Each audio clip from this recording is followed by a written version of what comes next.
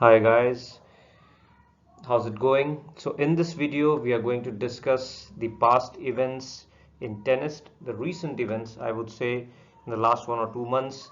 Now it was all going well for Djokovic, who had won 3 Grand Slams in the year, and he was going strong, looking good to win the Olympic gold medal, but it wasn't to be. As we all know, it is so difficult for any player to continue a streak in tennis because there is a lot of competition day in and day out. It is physically taxing, emotionally taxing as well.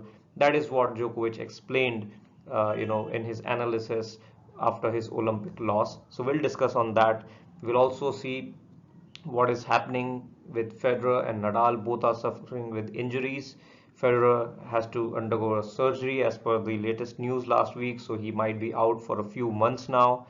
Whereas Murray has just made a winning return. 2 days back he won the match against Cascade and he's playing well in Cincinnati. So let's hope that he continues to play well and maybe he goes deep into the US Open. So let's start our video. So we'll first start analyzing Djokovic's Olympic loss. Now, it came as a shock to a lot of people, but I think this was somewhat expected because Djokovic had been performing so well throughout the year. I mean, he was playing every other tournament. It's not that he won all the tournaments he played. He did lose a lot of tournaments in third round, fourth round, but he did win the main tournaments, which is the Grand Slam. And I think having won 3 Grand Slams back to back is a big achievement, and it is quite expected, after such a big high, that there would be some drop in the level of tennis as well as the exhaustion that comes with that, right? Because you have played so much, it's hard to get up every single day and then pick your racket and play the same level of tennis because the competition is not going anywhere. The players, Zverev or Medvedev, all these players are playing so well that they are just looking for their chance, right? So it's very difficult to repeat the performance, and that is what Djokovic explained after his loss, that maybe the physical exhaustion and the mental fatigue is the reason why he lost. And also he mentioned about is his shoulder injury, and he said that he has been facing a lot of injuries right now, but even though he is facing a lot of injuries, he is suffering from a lot of injuries, but his primary goal still remains to be the US Open victory so that he can complete the calendar Grand Slam. So let's see what happens. But right now he had to withdraw from the Toronto tournament, and even from Cincinnati he's not playing there. So let's hope that he's fit enough for US Open, because I think Federer is not there, we all know, and we are not sure what will happen with Nadal. He is also suffering from an injury. So if Djokovic is able to play US Open at a decent level, I think it would be a fair chance for him to win the US Open and complete the calendar Grand Slam. And I think that would be his goal all around. But we never know. All these big three players, they are not young anymore. They are almost 34, 35. Federer is 40 years old. So it's very difficult to predict what will happen in their careers because it's so tough to still compete. And the young players are not the next gens anymore. They are playing pretty much at a very high level. Medvedev is now world number 2. Tsitsipas has just recently overtaken Nadal in the rankings. He's world number 3 now. So Nadal is at 4th position. So it clearly shows you that the other guys are also performing well. So it's very difficult to maintain the form even if you are a part of big three now because of their age. If they would have been 30 years old, I would have said that, Djokovic, give him 1 week or 2 weeks, he'll be back, competing at his best level. But right now, because of the nature of injuries that these players are having, it takes more time for them to recover mentally as well as physically, from those injuries. And the confidence also takes, they have to restart and regain the confidence that they would not have faced earlier in their careers. So that is also a factor here. Now looking at Djokovic's record this year, 38 wins and 5 losses, I mean a very good record. And I think even in his Olympics loss, I mean, we are talking about Djokovic from point one, but we also have to give credit to the other players. So Zverev did play an awesome match. He played very well. He served very well. in the important moments in the final set. So it was not like Djokovic, lost in straight sets. It was not one-sided at all.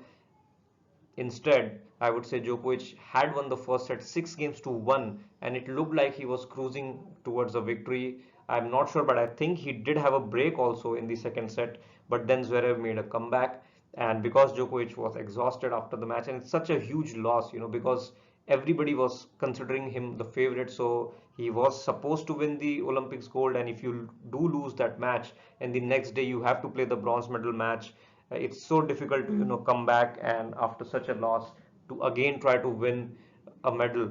And of course Djokovic said that his in his press conference that he was very much motivated, and it clearly showed that he was motivated because he also competed in the doubles tournament, so he didn't want to give any chance to get a medal. And that is what is more important for to get a medal for the country. It doesn't matter whether he gets it in the singles or in the doubles, but he did try his best in all the aspects and all the available areas, and he was very much motivated. But it wasn't to be, which is quite understandable that it's a long season. He has won so much, so definitely there would be some losses along the way. But I think now he's with his family, he's recovering from his injury, and we hope that he'll be fit for the US Open, and maybe he'll be able to win the calendar Grand Slam as well. And the last point that I've mentioned here is pressure to win gold. Of course, there would be some kind of pressure that Djokovic would have faced, because everyone was expecting him to win. But at the same time, he was so much motivated, and because we know how much mental strength he has, I don't think the pressure was even a slight factor in his loss in that match for the gold, because I think he had a lot of confidence that he would be able to win that match. It was more of the Zverev's performance as well as Djokovic's exhaustion, and maybe he was also suffering from an injury back in that match as well. So let's hope that Djokovic, gets better and competes at the US Open. Now talking about Federer and Nadal.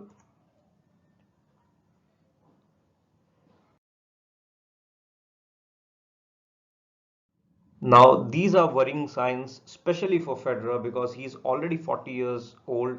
He has not played much this whole year. He came back at the French Open. He played a few matches. He had to withdraw midway between in the tournament, and then he played well in Wimbledon. I thought he was getting better as the tournament progressed, but then I don't know whether he was suffering an injury. Even that match where he lost the last set, the third set, 6-love, it was shocking.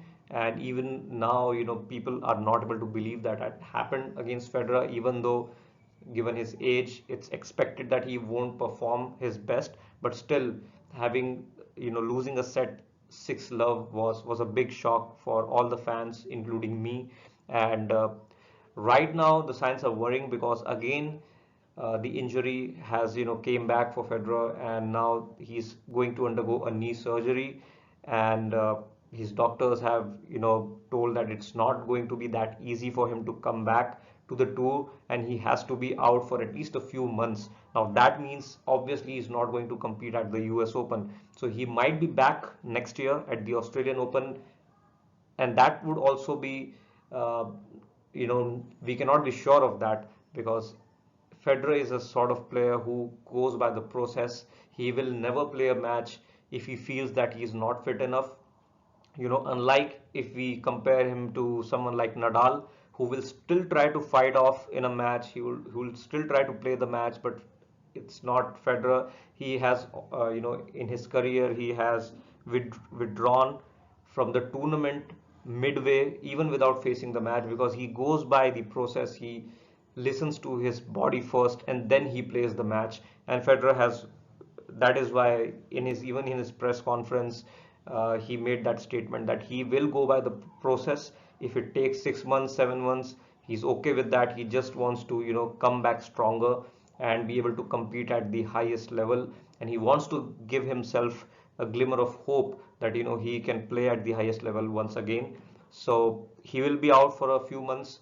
Nadal, on the other hand, is also suffering from a foot injury. He did make a comeback. He came to the City Open. He played well.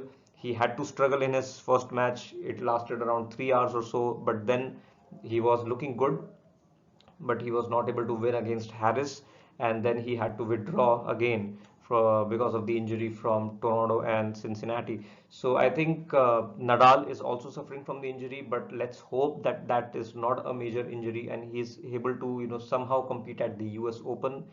He will get some time. There are still like 12 days remaining for US Open to start. So maybe he gets better by that time. And we are able to see Djokovic and Nadal and Murray compete at this year's US Open.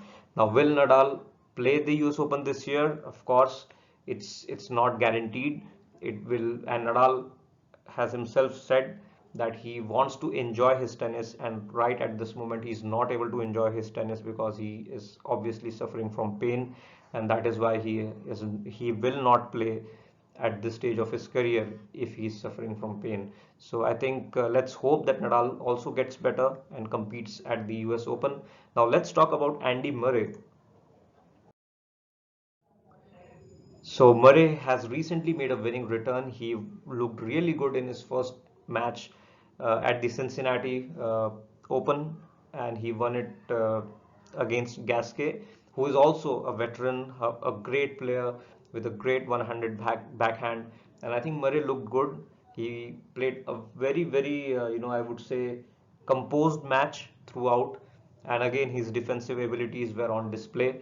So he just needs to continue that form. And obviously for Murray, I think the most important thing is a good draw, because he's still returning, he's still making a comeback. He wants to have some matches under his belt where he can play and win, instead of like next match, if he has to play somebody like Djokovic, it will be really difficult for him to win that match, and of course it will also impact his confidence because he is still making a comeback. So he needs to get a few victories under his belt so that he can feel more confident again. So let's hope that he plays well and he makes it to the US Open as well.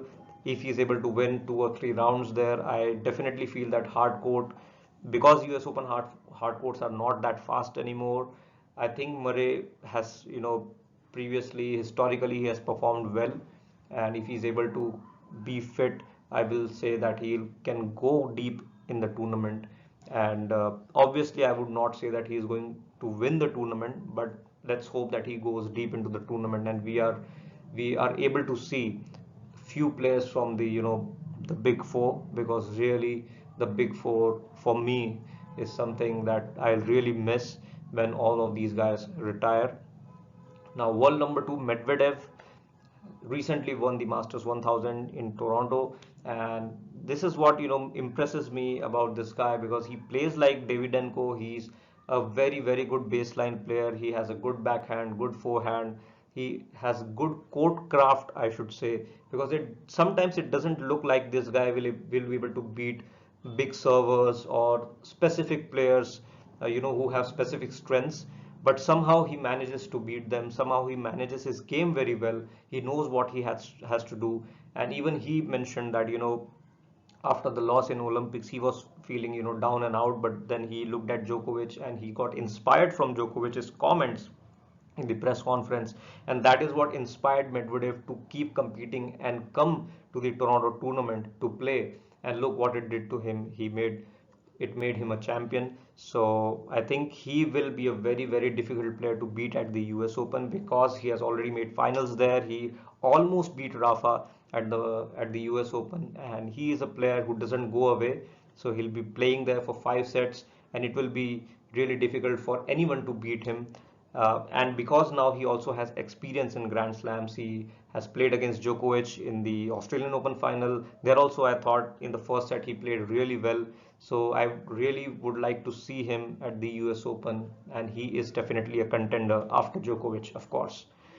So this is all in today's video, guys. I think the tennis is progressing, but the worrying signs are definitely there for the big four, and it's an opportunity, we can say, for the young guys like Tsitsipas, or the people who have not yet won a Grand Slam. They can definitely win the US Open this year, because even if Djokovic does play this US Open, we are not sure how fit he is going to be, or there will definitely be pressure on him this time around because he's going for the current calendar Grand Slam. So obviously we cannot deny that he'll have pressure on his head, but we know that Djokovic manages the pressure better than anybody else. So let's hope that all of these guys are able to play at the this year's US Open. Let's hope for a good US Open this year and a good champion. So with this, I'll catch up with you in the next video. Thanks for watching.